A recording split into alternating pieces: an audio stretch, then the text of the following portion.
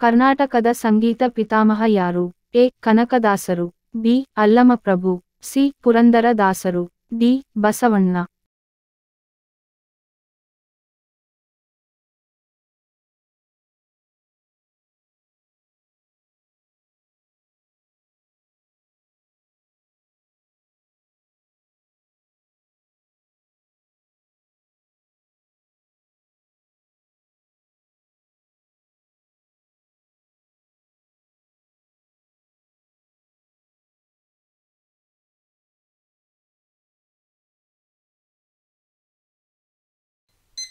ಸರಿಯಾದ ಉತ್ತರ ಸಿ. ಪುರಂದರದಾಸರು. ಉತ್ತರ ಏನಾದರೂ ತಪ್ಪಿದ್ದಲ್ಲಿ ಕಮೆಂಟ್ ಮೂಲಕ ನಮಗೆ ತಿಳಿಸಿ.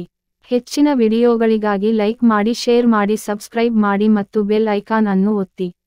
ನೀವೇನಾದರೂ ಫಸ್ಟ್ ಟೈಮ್ ನಮ್ಮ ಯೂಟ್ಯೂಬ್ ಸಬ್ಸ್ಕ್ರೈಬ್ ಮಾಡಿ ಮತ್ತು ಬೆಲ್ ಐಕಾನ್ ಮೇಲೆ ಪ್ರೆಸ್ ಮಾಡಿ, ನೋಟಿಫಿಕೇಶನ್ ಮೂಲಕ ನಿಮಗೆ ತಲುಪುತ್ತದೆ.